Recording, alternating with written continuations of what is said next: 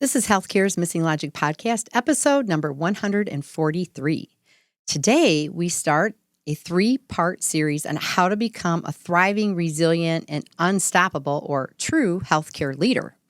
In this episode, we're focusing on mindful choices, so stay tuned.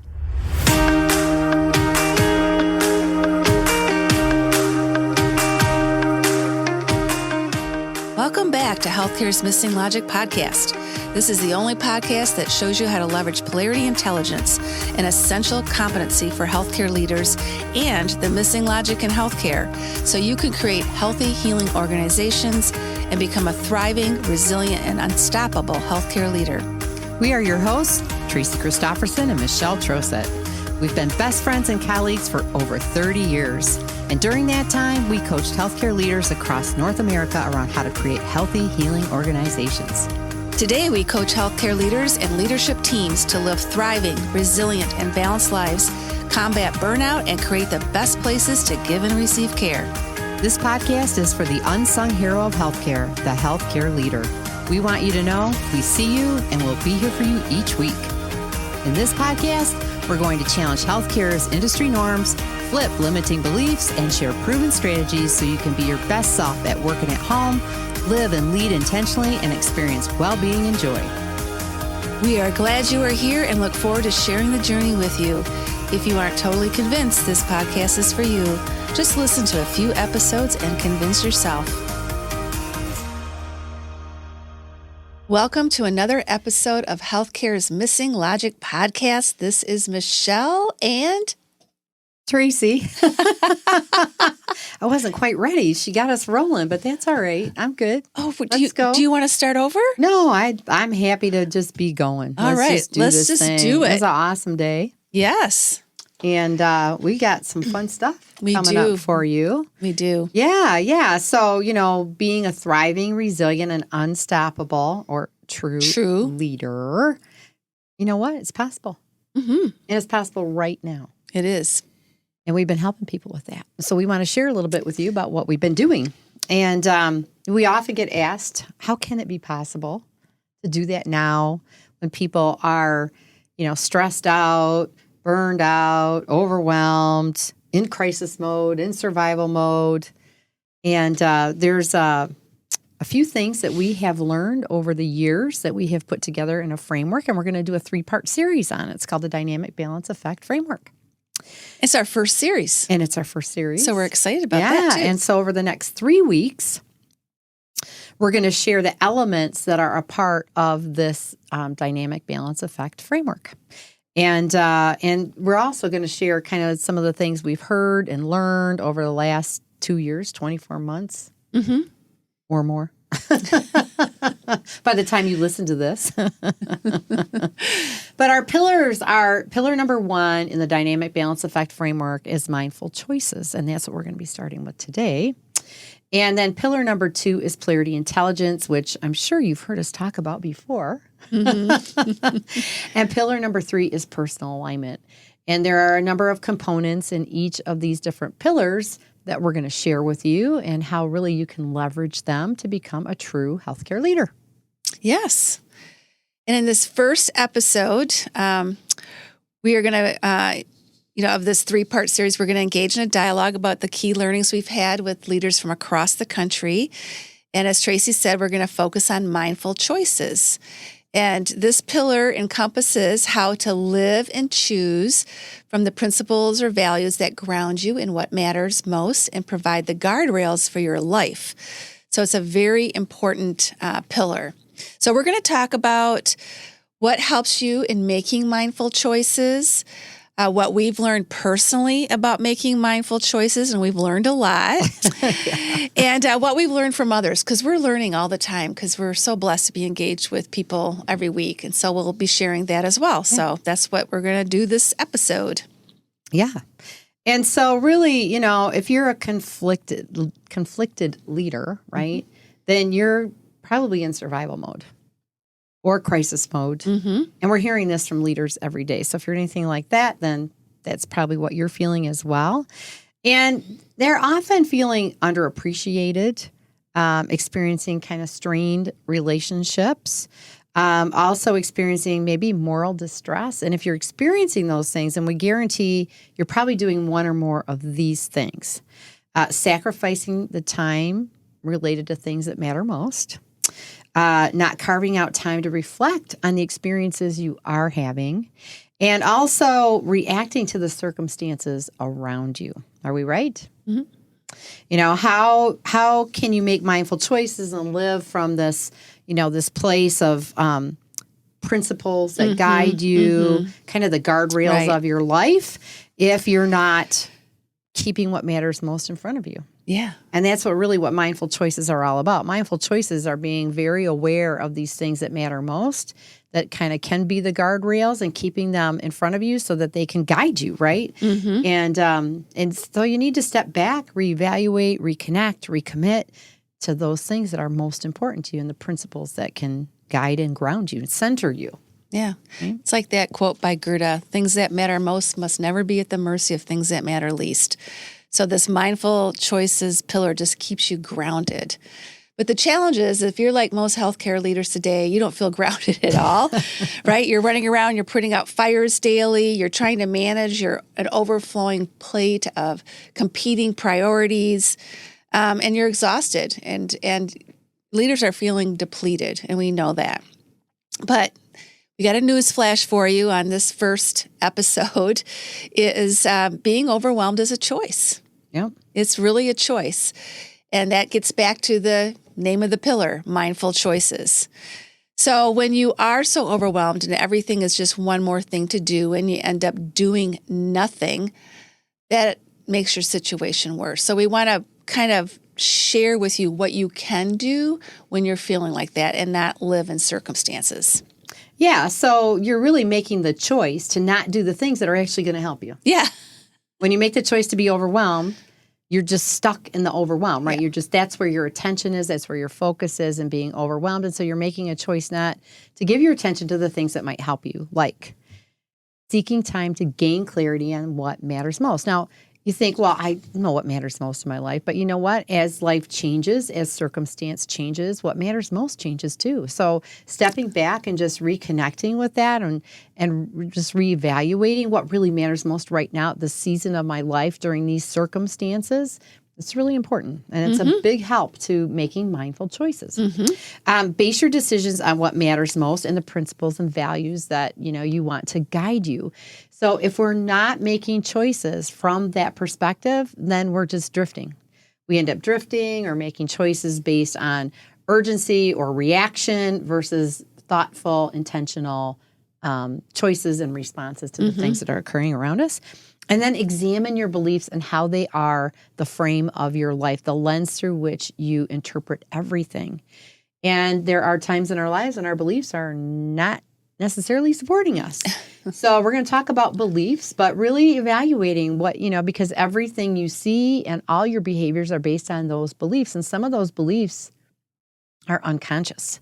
You're not even aware of what you believe and how it's guiding you or driving your behaviors. So these are some things that you're opting not to do when you stay in overwhelm or stay stuck, right? And so, you might be making that choice because you have the limiting belief that now's a bad time. Now's the absolute worst time to do anything, right? Right. Or you may want to do these things, but you don't know where to start. And the good news is we do.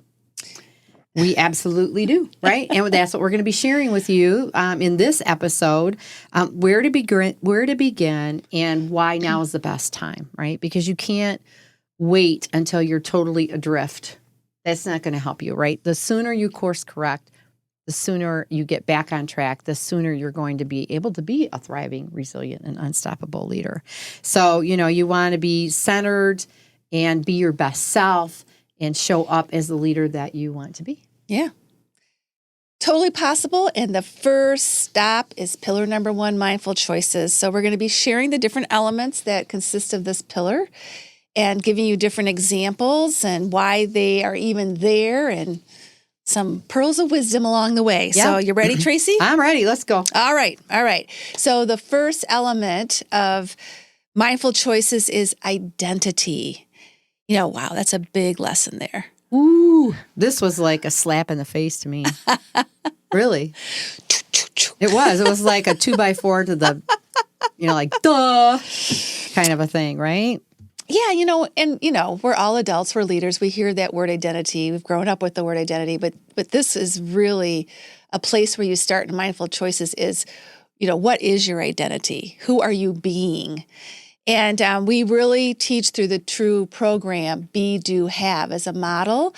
And one of our coaches, Jim Fortin, says you won't outperform your identity. So you have to be really clear on what your identity is. You can have all the goals and dreams you want, but if you aren't clear on who you are being, you're not going to get there. Well, this was the thing I think that really struck me, right? I had been set, you set goals. Most leaders set goals. Yep. But there were goals I just wouldn't achieve. Like they kept showing up as another, as a goal. I didn't do that last time. Okay, I'll put it on this quarter or this year. And I wasn't achieving the goals. And it wasn't until I realized that in order to achieve a goal that is outside of your comfort zone, something that is really stretching you to do and be something different, you've got to be the person who would take the actions to achieve the goal. And I wasn't being that person.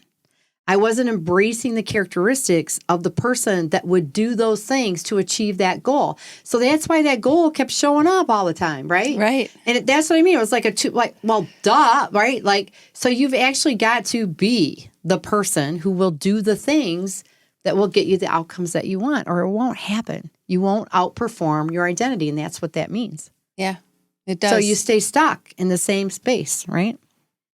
So there are many different forms of identity, and in mindful choices, we really think of it as a state of being. Like Tracy said, who do I need to be to step into this? Mm-hmm. And we've worked with identities as partners ourselves with our business and who we want to be.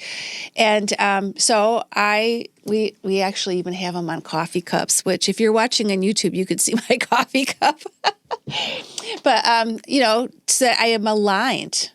I am creative. I am disciplined. Those are things I need to do to achieve my goals right now. And Tracy, what are you? I'm responsible. Oh, she's relentless and courageous. And, those are the three key characteristics that I have to embrace if we're going to achieve our goals. Yeah.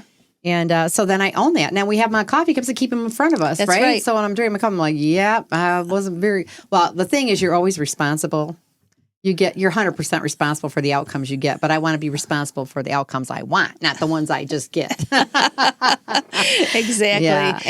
So when it comes to being a thriving, resilient, unstoppable healthcare leader, you need to ask yourself, who do I need to be to thrive and be resilient and be unstoppable? What are those characteristics that I need to really, step into? Because you have to own it. Like Tracy said, you have to be it. You do. And I think right now, people are like, well, I'm just so, I've got so much on my plate and I don't have time for this. We talked about that earlier, right? That's a limiting belief. But, as Michelle mentioned earlier, we kind of operate from a have, do, be model. That's just kind of how everybody operates, right? When I have this, then I'll do that and then I'll be this, right? But really, it has to be the be, do, have. Now, an example of a have, do, be is, when I have enough resources. Now, does this sound familiar, people, right? Like how we're short on staffing resources, right? People resources. When I have enough resources, right, then I can, reduce my workload. Then I'll be rested and energized. Well, that could take a long time to happen. But what if you were first being resourceful? And doing things that helped you to leverage the resources you have more effectively and efficiently.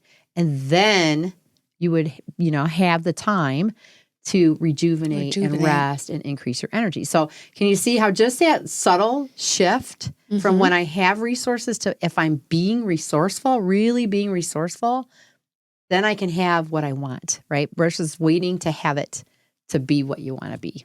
So that's just an example of how that works in the reverse. Yeah, it's such a helpful model to reframe how you maybe always thought. And it's very powerful when you step into your identity and step into who you want to be. And the outcomes of the dynamic balance effect framework is leaders step out, being gritty, being strong, being intentional, and having wisdom from really leveraging all three of the pillars that we're going to go through the next couple That's weeks. who they end up being. Yes. Be that. They be that. They be that. You be that. Well, the next pillar is beliefs. And oh boy, here's another one. Mm-hmm. Oh my gosh. Beliefs are so powerful and they're so subconscious that you're not, like I said before, you're not even aware of them. And a lot of us think our beliefs are truths, but they're not absolute truths. There's very few truths, like there's gravity that holds us to the earth. That's a truth, right? The sun rises in the west or rises in the east and sets in the west. That's a truth, right? You can count on it every single day. But a lot of the things we believe are not truths. And so it's really important to evaluate your beliefs. And a lot of things we're indoctrinated to believe.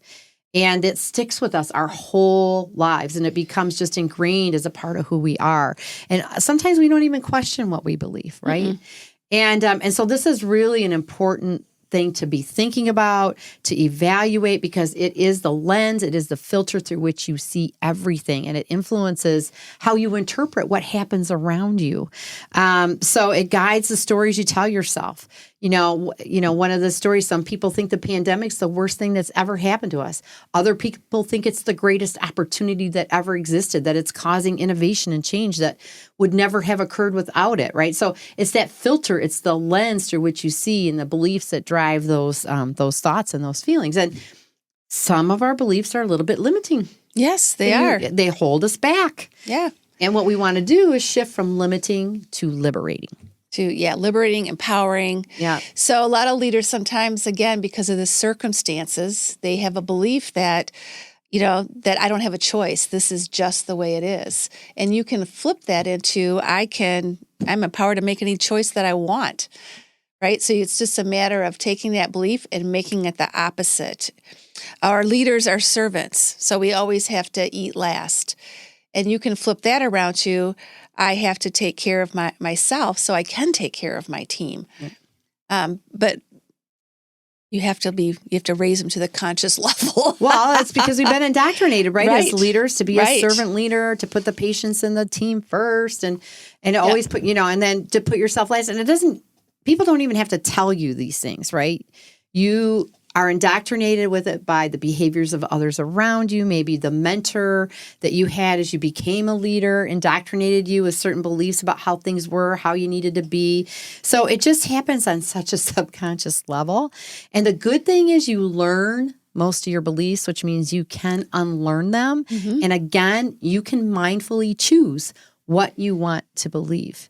And then you can create some habits around that help to really, re-indoctrinate yourself with the beliefs that are going to be empowering and liberating and supporting. So really the thing is just really to stop and pause and ask yourself, do my beliefs limit me or liberate me? Do they inhibit what I want, or do they support me to get what I want, to achieve what I want?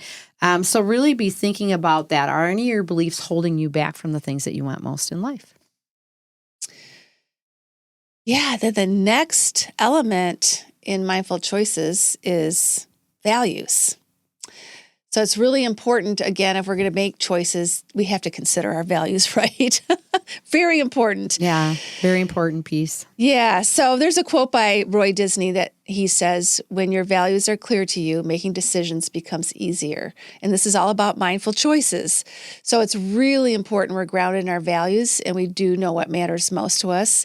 And, that is what helps us. And one of the things that we do in our TRU coaching program early on is we help people with a values clarification, going through, again, what are my top values? And what we've learned through the pandemic is we haven't thought about them in a while, again, because we've just been so busy doing, and putting out fires. And it's been a while sometimes that we step back and say, really, what do I value? And in the circumstances we faced, the hardships we faced, our values have shifted. Yes, that's for some people. From people, it may still be a value, but it may not be one of your top 3 or top 5 values anymore, right? The priority of your values shift during crisis and times of significant change. It's not unusual. Yeah, and to your point, Tracy, what bubbles up then is this confliction that can occur is because things have changed. It's bumping up against your values now, like in ways things haven't before. Yeah. Or you're making you've made some choices that maybe aren't aligned with the values that are your priority now. And so, right, then you feel that tension. And then for some people, right, they've just lost such touch with the things that matter most to them. They don't even know who they are. I don't know what's important to myself anymore. I don't know who I am. I don't know what I value most. And, I feel lost. We've heard that from a few different leaders as well, right? Yeah. So it really, values are like the anchor. They are anchors. Keeps you, like we're in this ocean of chaos and change and it keeps you stable in the midst of all of what's happening around you. And you can always go back to your values and choose from that point and feel good about the choices that you're making, feel aligned with those choices. Yeah. We'll get back to the episode in just a minute. We know these have been extremely challenging times, and when you stepped into your leadership role, you made a commitment to your organization and to the people you lead. We know how important it is to you to support them, and they need your support. Let us ask you, can you pour from an empty cup? Obviously, the answer is no. However, that's what you are doing every single day when you put your staff first and neglect caring for yourself. When you are putting your staff and their needs before your own day after day, how often do you end up feeling tired, resentful, and drained of energy? Let's face it, you can't be a strong leader or care for others if this is how you are feeling. Caring for yourself is equally important as caring for your team. Actually, it is essential. That's why we created the self-study program titled Caring for Others Without Neglecting You. In the self-study program, you will learn a proven strategy to help you balance taking care of yourself while still supporting your team so you can be your best self at work and home, experience more joy, and have more energy for the things in your life that matter most. It takes less than 3 hours to learn the strategy and start to put it into action. Go to missinglogic.com/new-events and enroll now. All right. Well, the next one is healthy relationships. And as Meg Wheatley says, relationships are all there is. They're everything. So, relationships really are the foundation of pretty much our personal and our professional lives. And, true leaders really strive to have strong and healthy relationships. Now, we talk in episode 50 about all the principles of healthy relationships, so we're not going to go through all of those again today. But it's just really, what we've seen is, when you're in crisis, strained relationships can become even more strained. Sometimes relationships deepen because of the camaraderie, because of how you pull together, right, to move through things, or because of the deep and meaningful conversations that you need to have during these really significant changes. So the first thing about healthy relationships is it starts with intention. Oh, yes. So, you're not going to have a healthy, strong relationship with somebody if that's not your intention. So that's just a cornerstone. It's like the key element really of a healthy relationship is if you have good intention, and your intention is to have it, then oftentimes you can overcome any of the challenges you have around creating a healthy relationship because your intention is so strong. But it also includes mission, a shared mission, that common purpose that you're moving towards. It also is about trust. It's about seeing potential in other people. It's about equal accountability to that shared mission, to that common purpose that you have. And then also it's about balance of relationship with yourself and relationship with others. And that's like another key one, right? If you don't have a strong personal relationship with yourself, if you're beating yourself up all the time, it's really difficult to be in a good and strong and healthy relationship with somebody else. Yeah, it all starts with you. It does. It does. And people have felt isolated from each other. Some of the ways that you've gathered have changed over the course of the pandemic and over time, and both personal and professional levels, right? Right. That's, one of the things. So people have found it a little bit maybe more challenging to have those healthy relationships in a virtual way. So it calls for just different skills, but it also calls for that intention, right? And when you have that intention, then you can overcome the circumstances around which you're needing to build your relationships or strengthen them or continue them. And if you're overemphasizing some of the things in your professional life, it can certainly have make you feel disconnected or have your family feeling very disconnected from you, have an impact on the relationships that you have.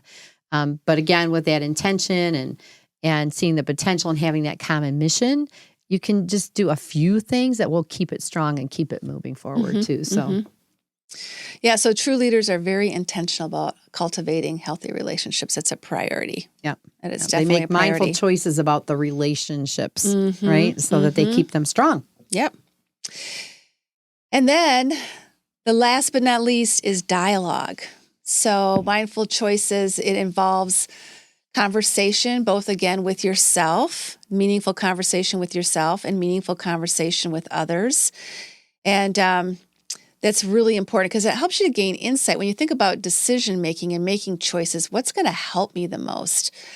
And so our self-talk is really, really important. And then tapping the wisdom of others is really, really important as well. And we teach the principles of dialogue in our coaching program. And one of the dynamic principles of a dialogue is inviting silence and reflection. And Tracy and I are always really struck with how there's little time for self-reflection right now and how valuable that is for leaders to engage in that practice again, because again, that clarity comes and then they're able to make choices, more mindful choices. So that's really important.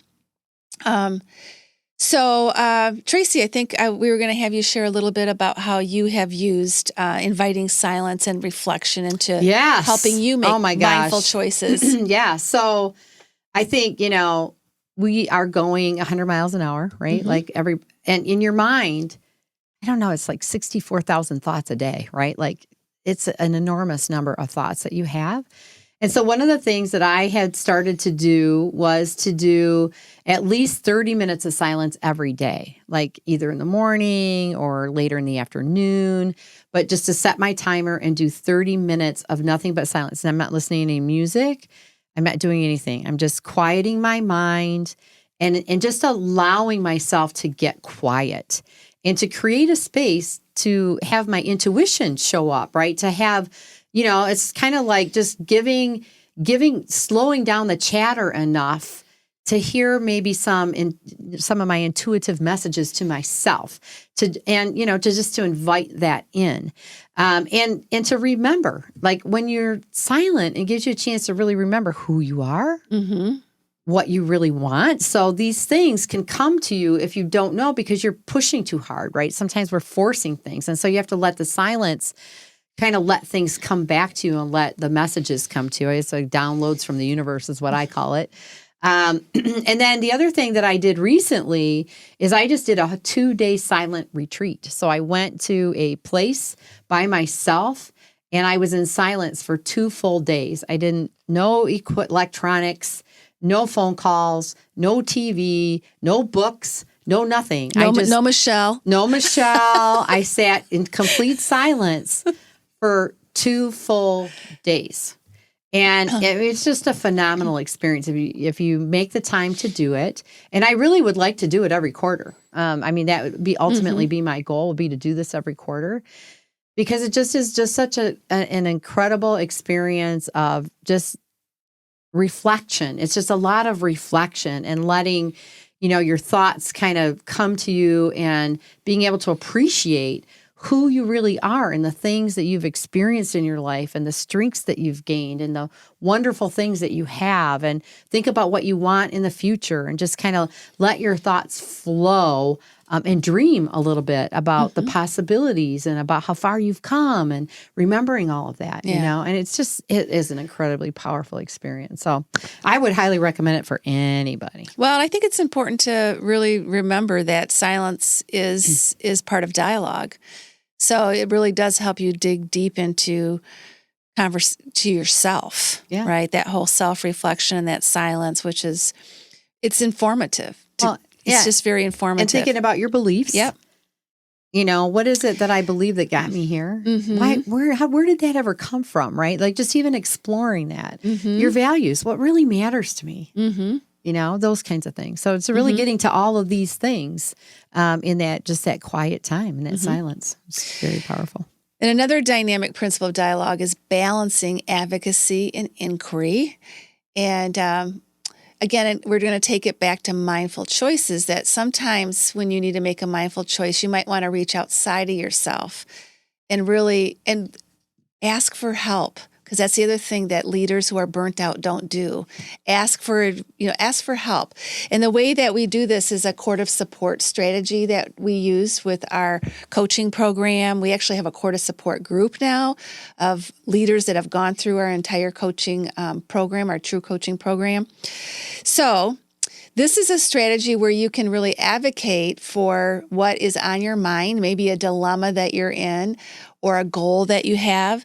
And then the colleagues around you, their only role is to ask you genuine questions so that you can get clearer. And what always happens is you arrive to a decision. It's always been my experience that it's been so much better because you've really leveraged dialogue and tapped into other colleagues. And this clarity comes. So that's another example. Well, they'll ask you questions you might not ask yourself, never. right? And well, that's a good question. Yeah, exactly. You're like, wow.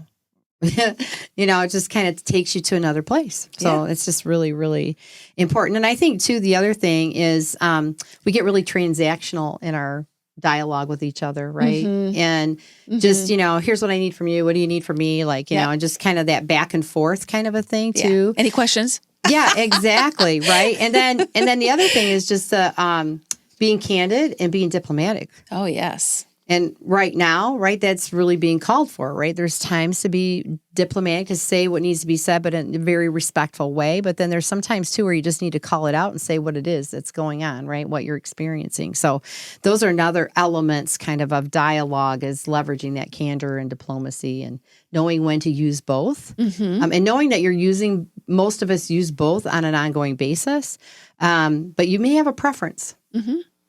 So sometimes you're not saying what you need to say because you are heavy into the diplomacy. Yeah. Mm-hmm. Yeah. So, wow. We covered them all. We covered them all. And that's the secret, folks. Yeah. Those are the secrets. So now we're just going to invite you into some silence and self-reflection for yourself. And here's some key questions that you can maybe ask yourself. Just take a few minutes each morning or over the course of time, and ask yourself, am I making mindful choices? Or am I making choices that are maybe reactionary to the circumstances around me? Am I clear on really what matters most to me? And what are my top values? Am I clear on that? How are my beliefs influencing my behaviors and the choices I'm making, the decisions that I'm making, and how I'm interpreting the circumstances around me? Am I making my relationships a priority? Am I intentional in those relationships? And how am I communicating with others? Those are some really good reflection, silence questions. Those are excellent questions. Because you could choose not to ask those questions and not to, again, do anything. But we want to ask you another question. Have you ever considered what it's going to cost you if you don't take the time to seek time to gain clarity on what matters most to you, and to base the decisions that you make on, your principles and your values, and examine your beliefs and how they are the filter of your life? So if you don't do that, a year from now, you're going to be, what's going to change? Is it you're going to be right where you are? Or you're going to be in a worse place than what you are? So you really have to ask, is that what you want? Do you want to just stay put? Yeah. Well, you're more than likely going to be worse off than you are right now. Mm-hmm. Because if you're not doing these things, then your relationships will suffer. Your health will suffer. You'll suffer, right, over time, and you'll end up in a worse place, right? But just imagine now, life 6 months from now. Oh, yeah. And you're making mindful choices, and you're choosing from the things that matter most, and your principles are the guardrails of your life, and it's guiding all of your choices and your behaviors, and you're centered, you're grounded, you're clear. You've got great relationships with yourself and with others. your communication is clear and intentional and purposeful, and professionally and personally, right? You are responding in all situations, not reacting, and you're responding from this place of knowing what matters most and leveraging those principles of communication or dialogue and relationship to guide you around those things that matter most and how you're interacting with others now. That feels really good. It does. It is really good. It really makes you feel great. And, like one of our coaching clients, she really wanted to take on the identity of being a trusted advisor, right? This was an identity she knew would really help her grow and thrive professionally. And so she, she kind of stepped out of her comfort zone. She got some clarity on this identity, and having that clarity then allowed her to take some actions to open up to some opportunities that weren't necessarily things she would have choose before. She went outside her comfort zone, right? Made some choices around some things in her organization that she could do. And then what that did is, as she began to take more actions outside her comfort zone, engage with different people around different aspects of her role, more opportunities opened up to her and came to her, more opportunities for different roles, different levels of responsibility and accountability within the healthcare system she worked in. So it just totally opened up for her possibilities that were not there because she wasn't embracing the attributes of that trusted advisor person, right? And then in her personal life, she also got really clear on what mattered most. I knew her health mattered most to her. Her rest and activities mattered most to her. She made some decisions around personal, fun activities to do with her husband. And then she made some choices around sleep and started to make mindful choices in both these areas of her life. And now she has more energy. She's got a lot of different role opportunities. She's having more fun. And those things have really lightened her up. Yeah. When you think back to a year ago and to have seen the different things that have happened, it just shows you the power of what we're talking about. And it's really amazing. Yeah. She's really made some significant, great choices, which she's been rewarded for, right? With the things that she wants. Exactly. Yeah. Making those mindful choices. Exactly. That's what it's all about. Yeah. Everything's a choice. And everything. I think one of the most powerful things I heard is we live our choices. So if you don't like the life you have right now, it's because of the choices that you've made. So it's powerful. Don't like your life, then change your choices.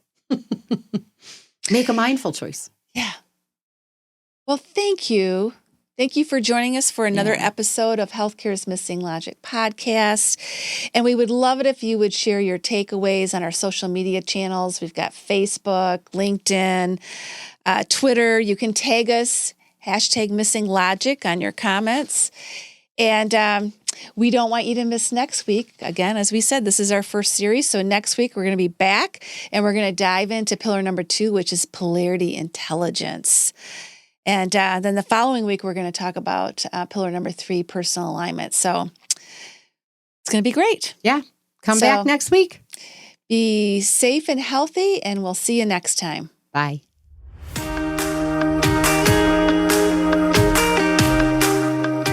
We hope you enjoyed this episode of Healthcare's Missing Logic podcast, now a top-rated podcast for healthcare leaders. Please share this podcast with other healthcare leaders and anyone else you think would benefit. We are certain that if you found value in it, they will too. If you haven't already done so, please hit that subscribe button so you don't miss any episodes. And also, it would mean the world to us if you took a quick moment to leave a rating and review on Apple Podcasts, Stitcher, or your favorite podcast player. It helps to get the word out about our podcast and incredible guests. Be sure to subscribe to our YouTube channel if you want to watch our podcasts. You can also follow us on our Missing Logic social media channels, LinkedIn, Instagram, Facebook, and Twitter. Until next time.